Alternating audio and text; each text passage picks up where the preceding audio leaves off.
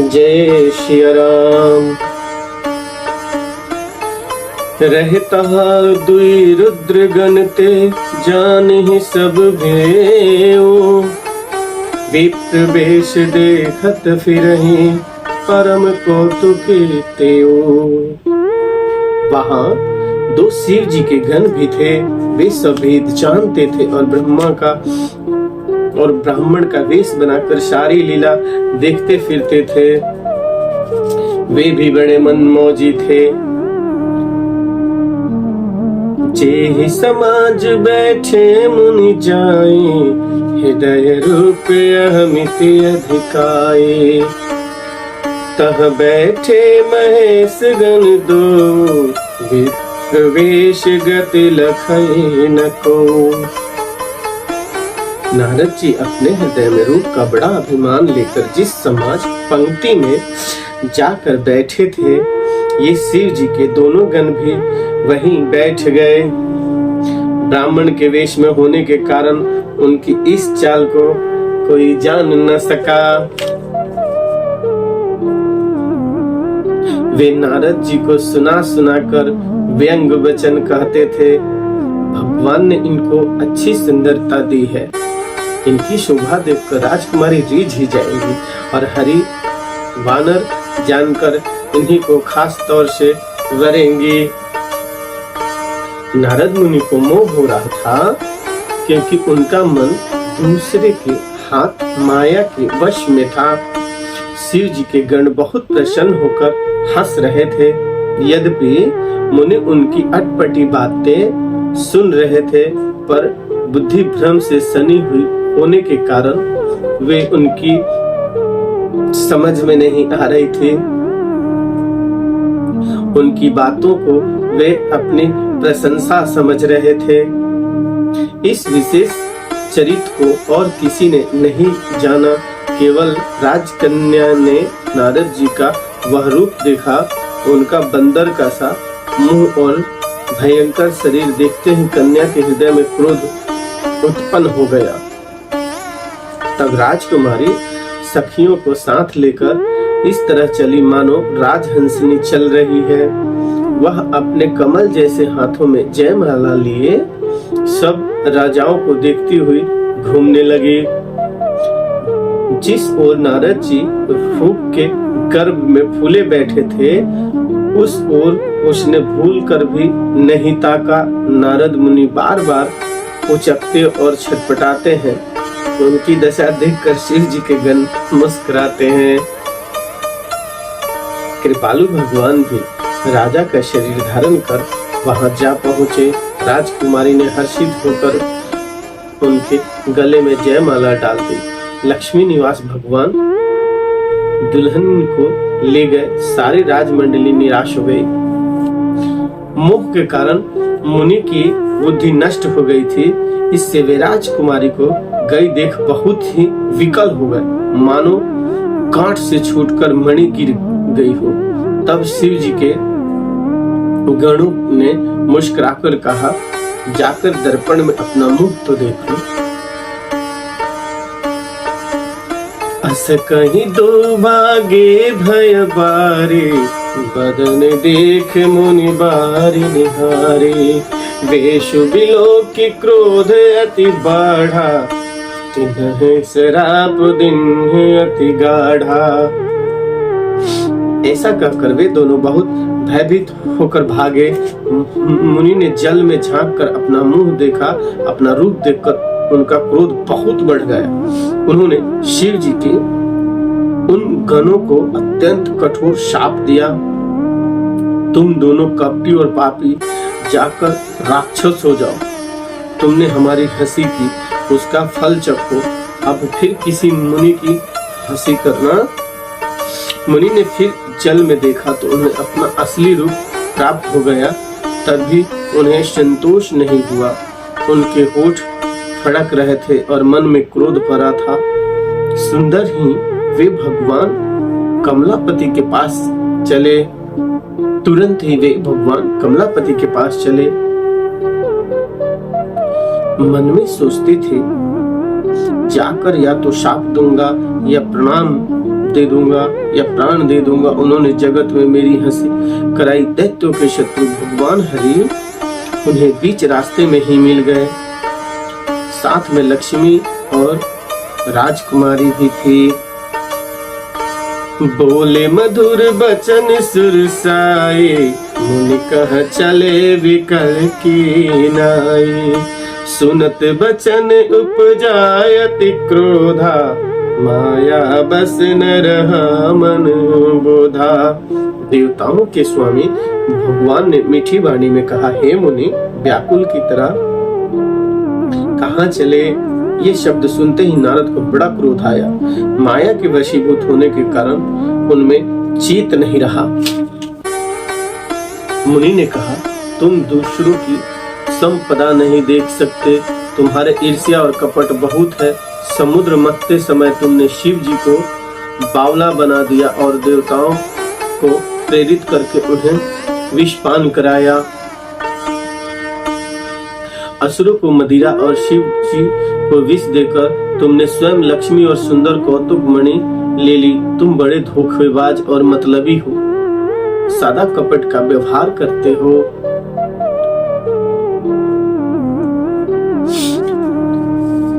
परम स्वतंत्र न सिर पर कोई, भावई मन ही करहु तुमको सोई। भले ही मंद मंदे ही भल करहूं, विस्मय हर्ष नहीं कछु धरहूं। तुम परम स्वतंत्र हो, सिर पर तो कोई है नहीं। इससे जब जो मन को भाता वही करते हो। भले को बुरा और बुरे को भला कर देते हो। हृदय में हर्ष विषाद कुछ भी नहीं लाते। सबको ठग ठग कर परख गए हो और अत्यंत निडर हो गए हो। इसी से ठगने की काम में मन से सदा उत्साह रहता है। शुभ अशुभ कर्म तुम्हें बाधा नहीं देते। अब तक तुमको किसी ने ठीक नहीं किया था। भले भवन अब बायन दीन्हा, पाव हुगे फल आपन कुहा। बंचे हूँ मोहि जवनी धरि देहा, सोई तनु धरहूं श्रापेहा। सबकी तुमने अच्छे घर बना दिया है, मेरे जैसे जबरदस्त आदमी से छिड़कानी की है, अतः अपने किए का फल अवश्य पाओगे। जिस शरीर को धारण करके तुमने मुझे ठगा है, तुम भी वही शरीर धारण करो। यह मेरा शाप है। तुमने हमारा स्वरूप बंदर का सा बना दिया था, इससे बंदर ही तुम्हारा सहायता करेंगे। मैं जिस स्त्री को चाहता था उससे मेरा वियोग कराकर तुमने मेरा बड़ा अहित किया है। इससे तुम भी स्त्री के वियोग में दुखी होगे। शाप को सिर पर चढ़ाकर हृदय में हर्षित होते हुए प्रभु ने नारद जी से बहुत विनती की और कृपा निधान भगवान ने अपनी माया की प्रबलता खींच ली। तब भगवान ने अपनी माया को हटा लिया। तब वहां न लक्ष्मी ही रह गई न राजकुमारी ही। तब मुनि ने अत्यंत भयभीत होकर श्री हरि के चरण पकड़ लिए और कहा, हे शरणागत, दुखों को हरने वाले, मेरी रक्षा कीजिए। हे कृपा, मेरा शाप मिथ्या हो जाए। तब दिनों पर दया करने वाले भगवान ने कहा कि यह सब मेरी ही इच्छा से हुआ है। मुनि ने कहा, मैंने आपको अनेक खोटे वचन कहे, मेरे पाप कैसे मिटेंगे प्रभु? जप हो जाए शंकर सतनामा, हृदय तुरंत विश्रामा। को नहीं शिव समान प्रिय मोरे, हसी परितित जहु तनि भोरे। भगवान ने कहा, जाकर शंकर जी के सत नाम का जप करो, इससे हृदय में तुरंत शांति होगी। शिव जी के समान मुझे कोई प्रिय नहीं है। इस विश्वास को भूल कर भी न छोड़ना। जेहि पर कृपा न करही पुरानी, सोन पाव मुनि भक्ति हमारी। असुर धरि मई बिच रह जाए, अब न तुम्हें माया निहराई। हे मुनि पुरानी, शिव जी जिस पर कृपा नहीं करते वह मेरी भक्ति नहीं पाता। हृदय में ऐसा निश्चय करके जाकर पृथ्वी पर विचरो, अब मेरी माया तुम्हारे निकट नहीं आवेगी। बहुत प्रकार से मुनि को समझा बुझाकर ढाढ़स देकर तब प्रभु अंतर ध्यान हो गए और नारद जी श्री रामचंद्र जी के गुणों का गान करते हुए सत्यलोक ब्रह्मलोक को चले। शिव जी के गणों ने जब मुनि को मोह रहित और मन में बहुत प्रसन्न होकर मार्ग में जाते हुए देखा, तब वे अत्यंत भयभीत होकर नारद जी के पास आए और उनके चरण पकड़ कर दीन वचन बोले, हे मुनिराज, हम ब्राह्मण नहीं हैं, शिव जी के गण हैं। हमने बड़ा अपराध किया है जिसका फल हमने पा लिया। हे कृपालु, अब आप मेरा श्राप दूर करने की कृपा कीजिए। दीनों पर दया करने वाले नारद जी ने कहा, तुम दोनों जाकर राक्षस हो, तुम्हें महान ऐश्वर्य तेज और बल की प्राप्ति हो। तुम अपनी भुजाओं के बल से जब सारे विश्व जीत लोगे तब भगवान विष्णु मनुष्य का शरीर धारण करेंगे। युद्ध में श्री हरि के हाथ से तुम्हारी मृत्यु होगी, जिससे तुम मुक्त हो जाओगे और फिर संसार में जन्म नहीं लोगे। वे दोनों मुनि के चरणों में सिर नवाकर चले और समय पाकर राक्षस हुए। देवताओं को प्रश्न करने वाले, सज्जनों को सुख देने वाले और पृथ्वी का भार हरण करने वाले भगवान ने एक कल्प में इसी कारण मनुष्य का अवतार लिया। एक कल्प यही हेतु प्रभु लिन्ह मनुज अवतार, सुर रंजन सज्जन सुखद हरि भंजन भूभि भार। इस प्रकार भगवान के अनेकों सुंदर और सुखदायक और अलौकिक जन्म और कर्म है। प्रत्येक कल्प में जब भगवान अवतार लेते हैं और नाना प्रकार की सुंदर लीलाएं करते हैं, तब मुनीश्वरों ने परम पवित्र काव्य रचना करके उनकी कथाओं का गान किया है और भांति भांति के अनुप्रसंग का वर्णन किया है, जिसको सुनकर समझाकर विवेकी लोग आचार्य नहीं करते। श्री हरि अंत है और कोई पार नहीं पा सकता और उनकी कथा भी अनंत है। सब संत लोग उसे बहुत प्रकार से कहते सुनते हैं। श्री रामचंद्र जी के सुंदर चरित्र करोड़ों कल्पों से भी गाय नहीं जा सकता। हरि अनंत हरि कथा अनंता, कहीं सुनहि बहु विधि सब संता। रामचंद्र के चरित सुहाए, कल्प कोटि लग जाहि न गाए। शिव जी कहते हैं, हे पार्वती, मैंने यह बतलाने के लिए इस प्रसंग को कहा कि ज्ञानी मुनि भी भगवान की माया से मोहित हो जाते हैं। प्रभु कौतुकी लीलामय है और शरणागत का हित करने वाले हैं। वे सेवा करने में बहुत सुलभ और सब दुखों के हरने वाले हैं। देवता, मनुष्य और मनुष्यों में ऐसा कोई नहीं है जिसे भगवान की महान बलवती माया मोहित न कर दे। मन में ऐसा विचार कर उस महामाया के स्वामी प्रेरक श्री भगवान का भजन करना चाहिए।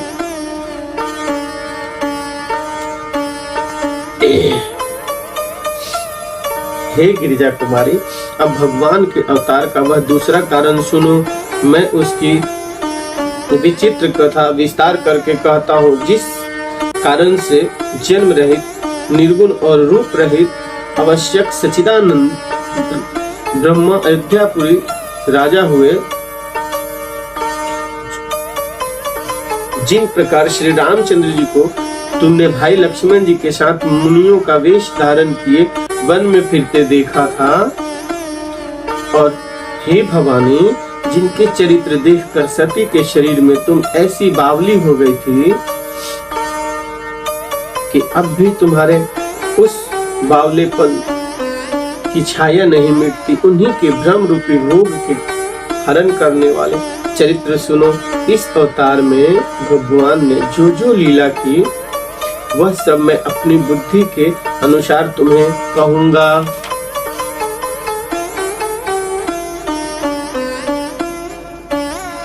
भारद्वाज सुनि शंकर बानी, सकुचि सप्रेम उमा मुस्कानी। लगे बहुरी बरनय वृष केतु, सो अवतार भयहु जेहि हेतु। याज्ञवल्क्य जी ने कहा, हे भारद्वाज, शंकर जी के वचन सुनकर पार्वती जी सकुचाकर प्रेम सहित मुस्कुराई। फिर वृष केतु शिव जी जिस कारण से भगवान का वह अवतार हुआ उसका वर्णन करने लगे। सो मैं तुम सन कहूँ सबू, सुनु मुनीश मन लाए। राम कथा कलिमल हरनी, मंगल करनी सुहाई।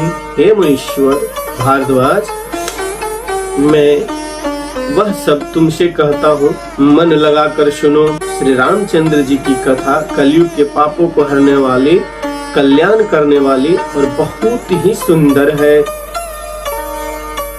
स्वयंभुव मुनु और उसकी पत्नी सतरूपा, जिनसे मनुष्यों की यह अनुपम सृष्टि हुई, इन दोनों पति पत्नी के धर्म और आचरण बहुत अच्छे थे।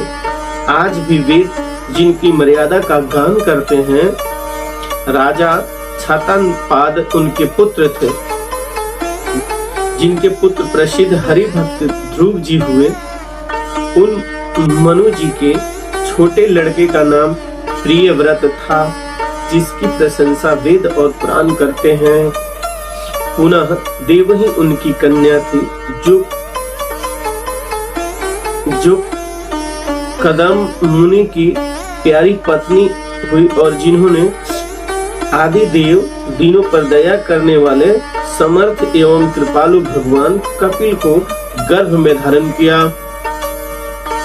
तत्वों का विचार करने में अत्यंत निपुण जिन कपिल भगवान ने संख्या शास्त्र का प्रकट रूप में वर्णन किया, उस स्वयंभू मुनि जी ने बहुत समय तक राज्य किया और सब प्रकार से भगवान की आज्ञा रूप शास्त्रों की मर्यादा का पालन किया। घर में रहते बुढ़ापा आ गया, परंतु विषयों में वैराग्य नहीं होता। इस बात को सोचकर उनके मन में बड़ा दुख हुआ कि श्री हरि की भक्ति बिना जन्म यूं ही चला गया। तब मुनि जी ने अपने पुत्र को जबरदस्ती राज्य देकर स्वयं स्त्री सहित वन को गमन किया।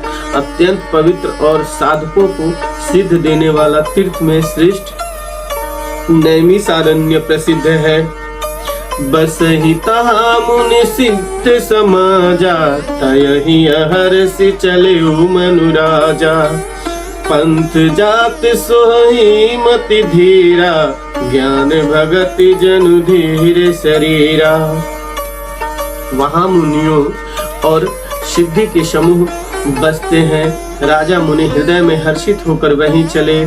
वे धीर बुद्धि वाले राजा रानी मार्ग में जाते हुए ऐसे सुशोभित हो रहे थे मानो ज्ञान और भक्ति ही शरीर धारण किए जा रहे हो।